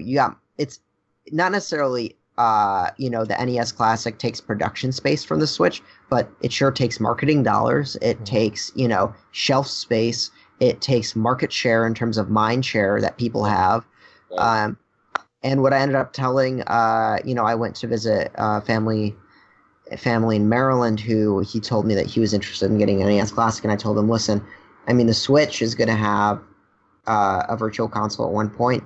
The Switch side, the Joy-Cons are pretty much NES controllers, and you can play that. And he's like, all right, now I'm interested in that. And there wasn't a lot of money to be made. And if you've got a multi-billion-dollar company, or Nintendo's putting $150 million in profit a year or whatever it is, an extra $10 million really probably isn't worth the amount of effort it takes to market and sell and promote and everything.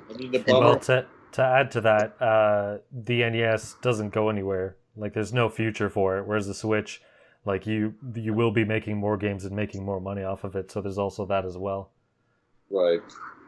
The only downside to all that, like, because I agree with everything you're saying, Eli and Matt. Like, the downside of that is there's some goodwill lost in the community from this because it's bad PR a little bit. Like, it's almost like I worry that they create. I always think of it. I call it the Cabbage Patch Kid phenomenon because when I was a kid, like Cabbage Patch Kids were like such a phenomenon that like it was the first time in my generation that like there was a must-have item that nobody could get. Like it was one of the first toys I remember that happening with, where it was like kids were going at crazy, even boys. Like these were dolls, and boys were going crazy for them. And it was like not me, my masculine secure, not me, but like.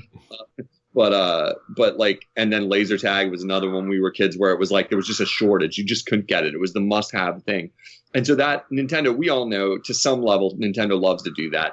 But then there's this bad backlash when they do this, where it's like it never fixes itself. Like this is like bad PR. Like I have friends that are like the people Eli's are talking about. They're not going to be converted, even if I talk their ear a lot. Even if like a little good Nintendo fanboy.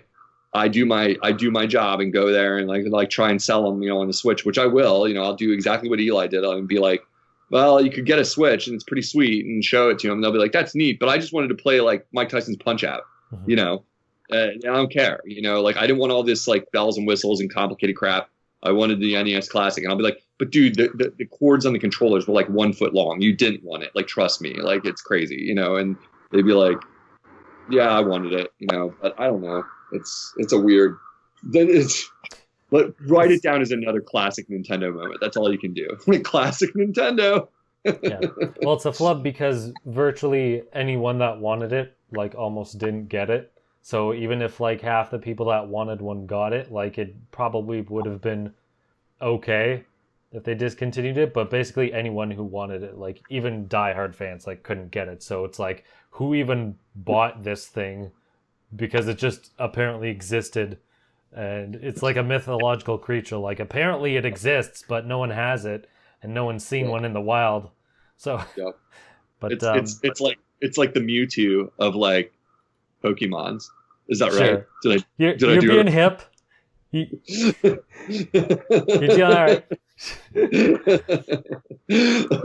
Oh yeah, I forgot. In my what did we play this week? I forgot to mention I played Hey You Pikachu because I got a microphone for my N64, and boy, that game is boring. I was like, dude. Oh. It's my first pick. It's my first. What is it called? Pokemon. It's my first Pokemon game I ever played. I don't know what you guys are excited about. This game is so cool. The funny thing is though that Hey You Pikachu probably had the best N64 though. It looked like blue and yellow and Pikachu. Oh right. The actual N64. Yeah. that bundles with it. I didn't want to derail the conversation. I just thought of it because it's laying over there, and I was like, I played that game for like 20 minutes this week, and I was like, I don't get it. Yeah, it's an experiment. But before we go on to the next thing, Eli's got to run, so... Yeah, coming in late, leaving early. Sorry for slacking. You can find me on Twitter at PaulSalon. You can find my rating Nintendo Enthusiast or Enthusiast.gg. YouTube channel is Nintendo Network 64. Thanks for the chat, everyone. It's been fun. Nice. Thanks for Catch coming. you later, man. See you next week. He's like the Fonzie of our podcast. Like shows up late, snaps his fingers, kicks over the wall, and like, leaves. Like I would say that's Mike, but Mike has to like stay on the podcast before he can. He shows up in the chat and leaves. And we're like, okay, you know. I'm definitely the Fonz. Hey. I don't even know where he's from, but still. Oh my God, you babies! Oh my. Hey, I know where he's from. I forget. Happy Days. That's true. So my guess was Good Times, but I don't think that's the show. It sounds like it would be a show. You should have rickrolled me, Matt. You should have been like, isn't he from Family Guy or something? Oh my God. That's the only reason why I know him. Fonzie from Family Guy. But moving on, we got two different things. So the first one, I want to propose a little question about the 3DS, but let me just explain or go through the rundown of what's coming to 3DS, what they've showed off. So they had some eShop games they announced for the day of Kirby Clash Deluxe, Blowout Blast, and the new Box Boy game with all the demos. Those are all available now. Sometime in 2017, there's Miitopia, which is like an RPG with all the Miis in it, and a new Kirby multiplayer action game sort of thing. There's Fire Emblem Echoes. There's those all don't have dates. Fire Emblem Echoes is coming in May.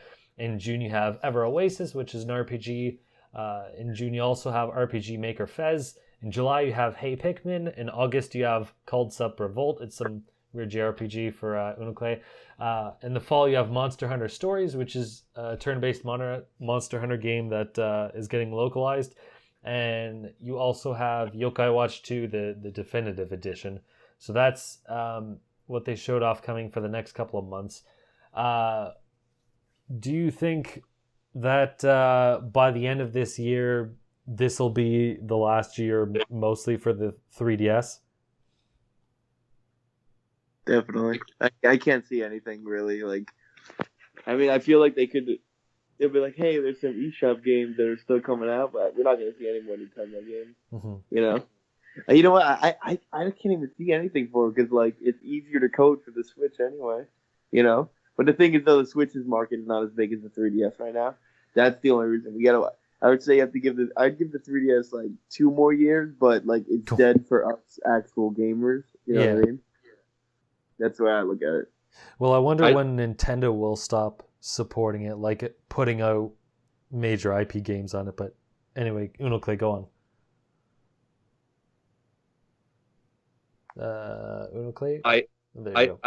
I think they're hedging. Like I think that they have created like a small pipeline to keep the 3DS like alive for now, and just in case Switch turns out to be a huge flop, because we really, in my opinion, still haven't seen how the Switch is going to do. It's done very well in very limited quantities, and the forecasts are good and things look good, and I'm tentatively excited, but things can go off the rails, and like Nintendo knows that the Wii U was intended to be a good thing, and that went off the rails, like in terms of sales. Still like the console. I still think it has a great library, but it didn't do what they wanted it to do. So the 3DS is an unknown story, I would almost argue. Like in a normal world, yeah, it's going to get wrapped up in a year. Like, you know, this Christmas might be the big last one, and we're seeing the Kirby's. They're dropping the Kirby's. You know, we were talking about earlier. Like it's a well-known apparently phenomenon that Kirby comes at the end. You guys were just like rattling off games that came at the end of a life cycle for Nintendo. Yeah. So just to jump in with that, Kirby 64, I think, came at the last year, the N64. Kirby Return to Dreamland for the Wii, and then Kirby Mass Attack for the DS.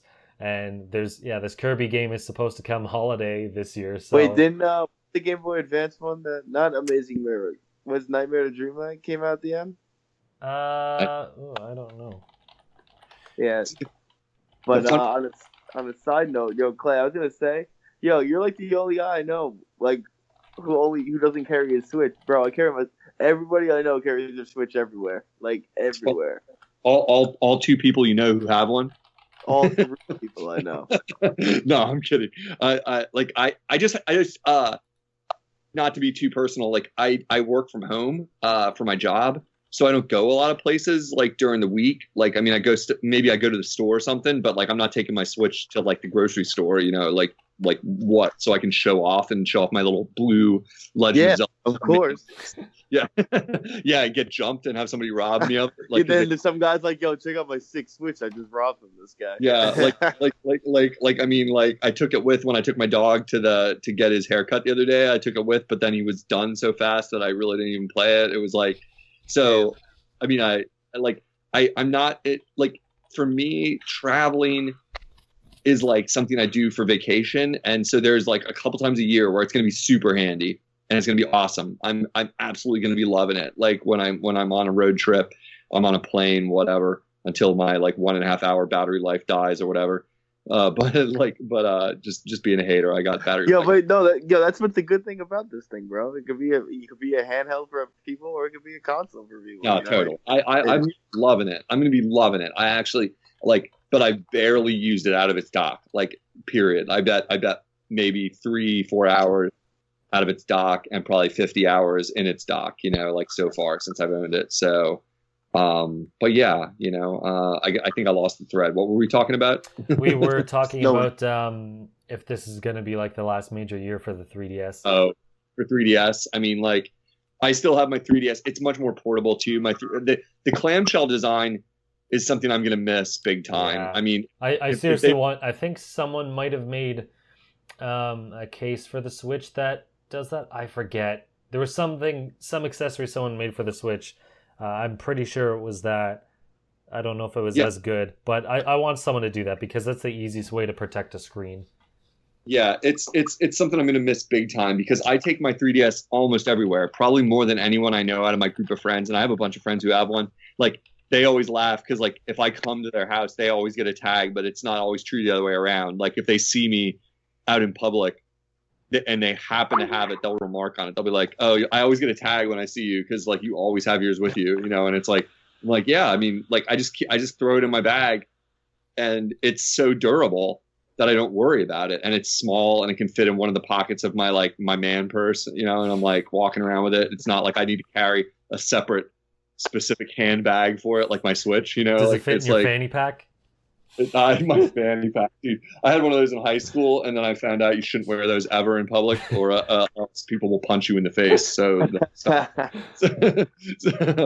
yeah, yeah. I should bring them back though. You know, make a comeback with sweet neon pink fanny packs.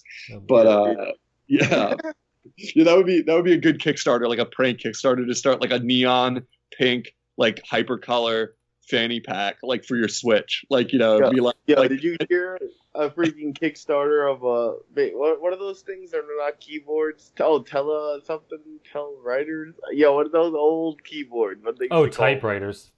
That's it. You're like, tell us something. I'm like, what? Is he seriously talking about a typewriter? Yeah, so typewriter. Somebody made a Bluetooth typewriter. Oh my god! All right, that connects to your thing. And it got like $1 million on crowdfunding, GoFundMe or crowd something. I'm like, are you serious? You're killing me. You're killing me on 2 levels. Number one, that's brilliant. Number two, I have a typewriter sitting 4 feet away from me, and he's going one of those like, he's like telegraphs, like, you know, they used to do more code on. Like, yo, how am I supposed to know, bro? All right. I have a typewriter here. I never use it, but they're fun. Like, sometimes I write a letter to someone on it, and it's funny because you can't erase, so all your errors are in it. Like, that's the education for you millennials. Do you write a letter? Why would you write a letter without your feathering quill? Unoclay, haven't you seen people text? They already write wrong on purpose. I don't think that's a problem. They'll just make it into new words. I'm the retro enthusiast. Didn't you hear, man? I'm the retro guy here. I got to type on my typewriter, and I got to do my telegraph if I want to order food from a restaurant. No, are you on AOL right now? Like, are you not allowed to be on Killing me here. Matt, what else you got? I'm sick of this. All right. Yeah, I don't really know if the 3DS does have much legs left. I mean, there are quite a few games coming, which is kind of surprising. But if you really look in the nitty-gritty of it, these aren't really big games or games with huge IPs. I mean, Ever Oasis is a new IP, so there's that. But like the Pikmin game is like a more of a small scale thing. The Kirby games are mostly, two of them are just eShop games that are ripped out of another game. I mean, Fire Emblem is new, I guess. But yeah, it's basically Fire Emblem, Ever Oasis are like the only two major new things, and then there's Fire Emblem Warriors, I guess.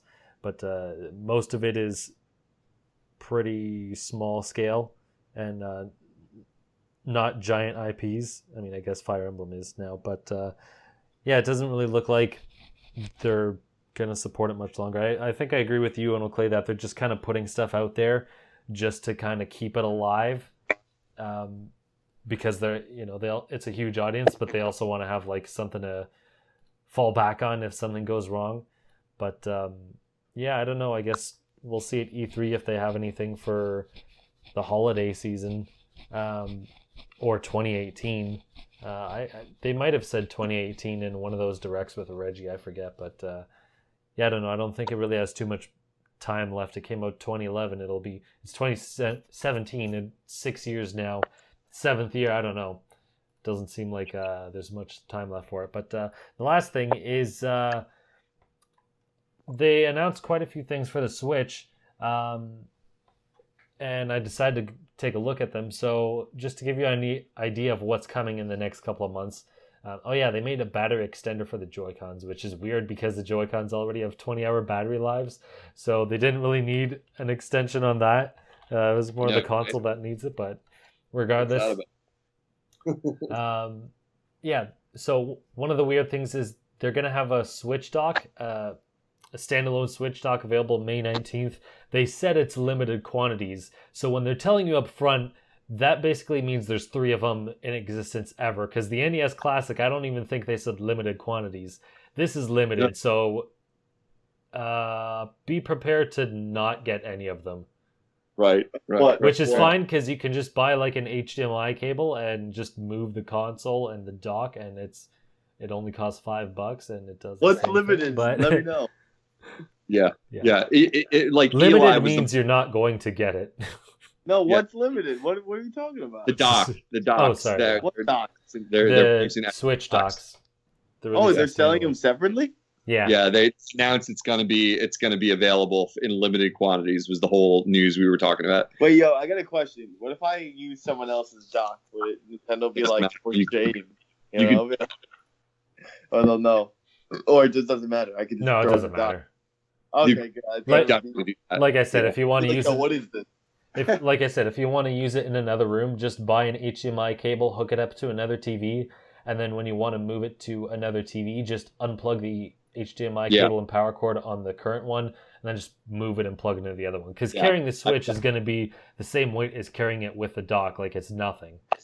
I've done it several times. He's exactly right. Yeah. You do not need a second dock unless it's a waste of money, to be quite honest. I mean, like, not really. I can see the reason for it. Like, if you have kids and like you bought one Switch and your kids have to share it, like you're bougie enough. Yeah, I guess that you're bougie enough that your kids each have their own TV, but you're not going to buy them their own Switch. Like, so that it's for those people. Yeah, that makes sense. So the kids don't have to like hook anything up. It's like, I want to watch TV in here, get lost, go in the other room, just chuck it in the Switch dock. But and it's tempting. To be honest, you're totally right. It's tempting. Like, though, like, it's so easy to move it. You're absolutely right. Like, just buy yourself an HDMI cord, have it dangling behind the TV or next to the TV, and plug in your dock if you want to move from room to room.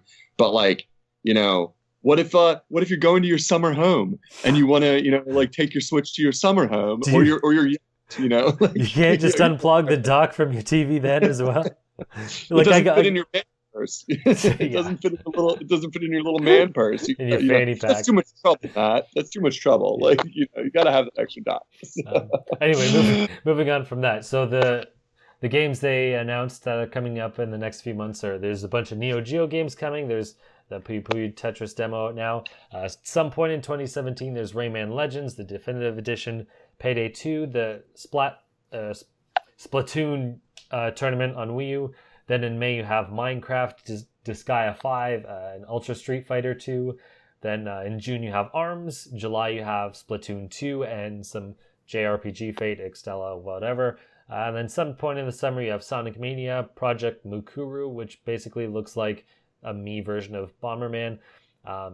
Some side-scrolling shooter, Battle Chasers, Namco Museum, and then fall, you have Monopoly and Holiday Sonic Forces. So since you guys are with the have Switches, and you're going to be more affected by this, what did you think of the lineup they showed off? Do you think it's like obviously E3 they're going to show off bigger hits, but do you think this is like a decent stream of games, or kind of disappointed?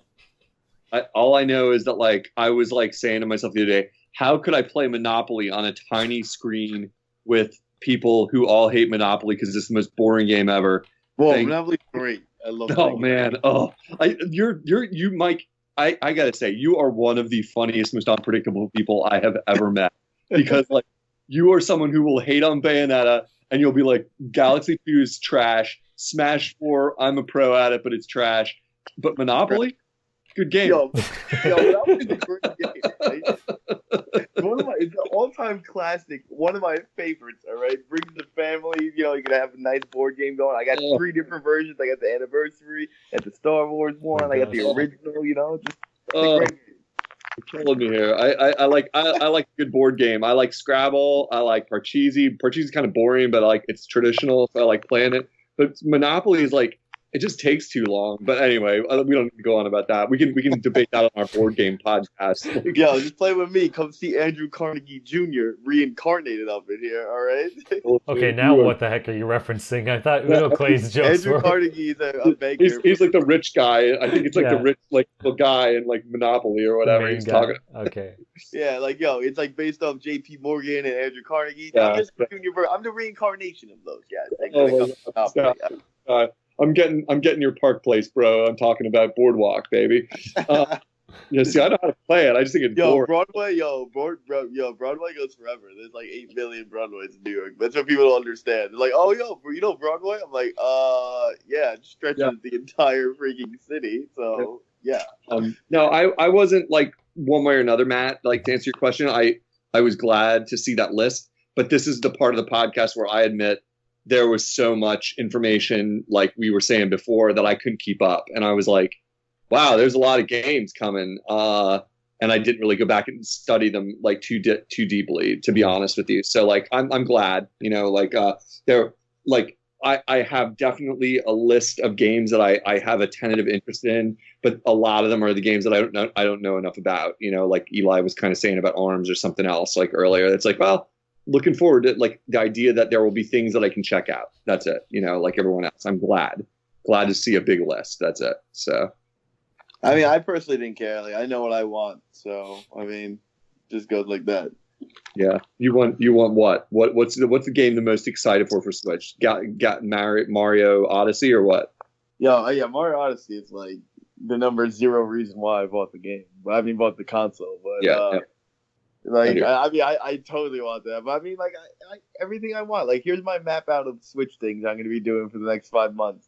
Okay, so it's just good. I mean, Breath of the Wild just trickles every day. But I'm going to get this Mario Fart 8, all right? And I'm going to be like, yo, is this game good or bad? Determining if it's a smelly fart or a silent fart, all right? Then I'm going to pick up this Gaia 5 because I didn't buy it for my PS4. And that's like one of my favorite tactical RPG series. It's actually good compared to all you Fire Emblem dumbass plebs who don't know anything. So I recommend getting that. All right. Then because that's May. Then June, I'll get that Young Arms. See how it is. See if it's esports good enough, FGC worthy. Then I'll get that Splatoon 2 in July, and I'm gonna be like, wow, maybe I finally will finish Breath of the Wild by that time. So if not, then I'll still be playing it until I play Odyssey, and then maybe they'll do some DC stuff out. The game, I think, Matt, out of the games you listed, like that I'm most interested in, Payday 2, I've heard is a pretty great game from people who have played it in like the last few years when it was out on other systems. So Payday 2 is something I was interested in that they announced. I don't know if that was in the list you just read off. Yeah.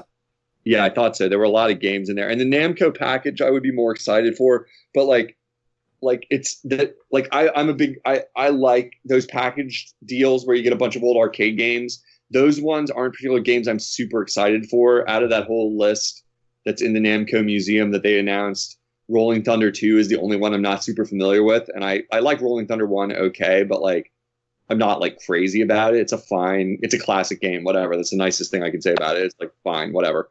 But Payday 2 with the co-op, like one of my friends who's like gonna get a Switch eventually, but like hasn't, that was the kind of thing that he said something to the effect of, even though that game's old, it's really awesome, and I can't wait to play it with you on Switch. So he was excited about it, and that was a good sign for me. I was like, oh, cool, that game's good enough that other people care about it. Like, neat, you know? So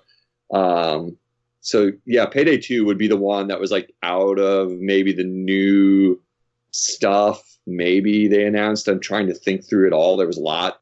Like Box Boy 1 is a really good game on 3DS if you just want a light puzzle game. Like, I didn't play the second one, but I mean, I don't know. I kind of got my fill. It's your standard kind of puzzle game. It's simple. It's cute. Whatever. Yeah. Feels Nintendo-y, but I'm not like trying to buy another Box Boy game right now. Maybe sometime. I don't know. But yeah. I mean, I was glad there was.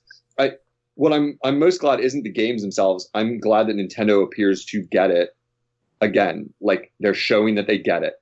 Like, we can't just sit back and hope this thing prints money on its own. Like, we need to like do a lot of fan service from here on out.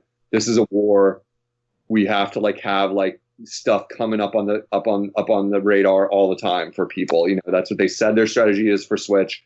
They want no dry spells. They want like a continuous trickle of software.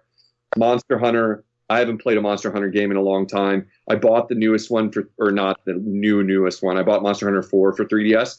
It was good. I was really into Monster Hunter Try, but it wasn't enough to keep me interested again, honestly. I have friends who played like literally 400 or 500 hours of Monster Hunter 4. I have some friends that are really into that series. Yeah, Flea.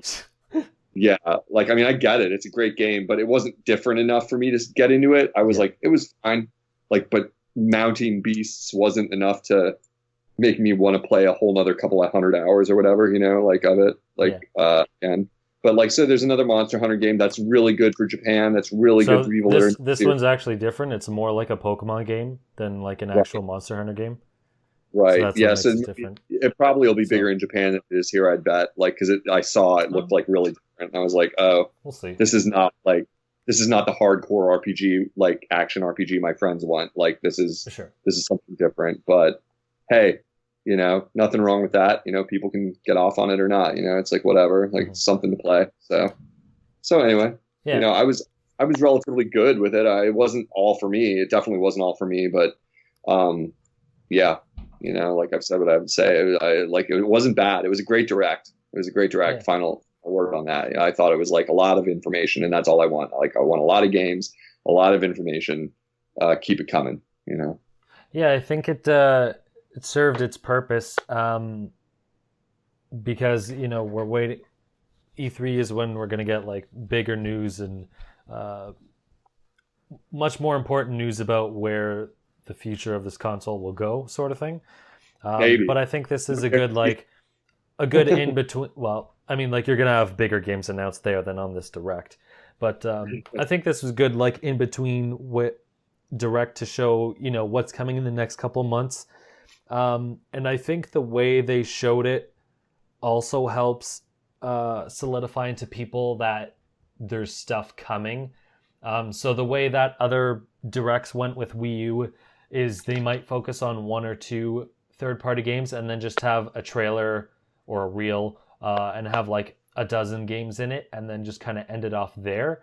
This did go one by one, so it makes it feel like a lot more stuff is coming than the other ones did, because they kind of mushed them into one ball and then did it in a minute, whereas this is like, okay, well, each thing gets 30 seconds and you actually see what each thing is. So I think just the way that it was listed versus in a list versus a reel just helps show that there's more, makes it seem like there's more stuff coming. I mean, there's probably more stuff coming than there were doing those Wii U directs, but I think just the way they presented it was done a lot better. And I mean, like, a lot of these games are like huge, or like AAA games are going to be foaming at the mouth for, but it shows there's at least something coming. It's not going to be like one game in a month and then you're going to wait and hope that something's coming. I mean, they did give you information, not just for like, hey, this is coming out in 3 weeks. It's like, no, here's a list of what's coming up to E3 and a little past E3. Right. To give you a sense of like, hey, here's stuff coming for the next couple of months rather than just, here's 1 month and then, maybe we'll say something later. Maybe we'll toss out a trailer. You don't know. So you're not really hanging on the edge for more news. It's like, here's what's coming. Stay tuned. Here are all the dates for it. Yeah. If you're interested. Yeah, I agree. I think it was just, well done. Well done. We should leave it there. Yeah. For once we say something nice about Nintendo. Well done, Nintendo. You gave us news to talk about and you get it. Give us lots of news. Keep it coming. Well done. Yep. I'm just going to call that the name of the episode now. Well done. Nothing crazy this week. No big hands and horse faces. Oh, somehow that got so many views. I mean, I don't even know how, but that was insane. I'm going to chalk it up to my title because I want to be selfish. Because there's no other avenue I could possibly see where it would have gotten views from. I don't think Eli posted it on the enthusiast Facebook, so I don't know. It's our charming personalities. It's finally come to fruition. It's our charming personalities. All right, so we'll end it off there for this week. You can find me at the Mango Viking on Facebook, Twitter, and YouTube with my new video there that I was talking about at the beginning of the podcast. And Mike, where can people find you? Hi guys, you can find me Troy Fullbuster on Twitter and Twitch, and then SB Gaming 64 Gaming Night Live on YouTube. Cool. And Unoclay, where can people find you? You can find me on Nintendo Switch at Unoclay. I'm just Unoclay on Nintendo Switch, but you got to send us a message or something on here if you want to get my friend code, because I don't have it here, and I doubt anyone's even listening after almost 2 hours of a podcast to get a friend code from me here. But I am on Twitter where I post. I'm trying to use a little bit more, and I post pictures from my Switch. No spoilers, mostly pictures of me talking to my horse in Legend of Zelda. My Twitter handle where I post Nintendo stuff is Unoclay_Switch. So you can hit me up there if you're interested in having another friend on your Switch system, and maybe when Splatoon or ARMS come out, we can do a little battling. Cool. So wherever you're listening, you can find us at Just Another Castle on basically every platform on the internet. Hit us up with your questions if you want to be a guest. So we'll see you next time and leave gaming to Nintendo. How come? 'Cause I'm the Fonz, huh? Hey!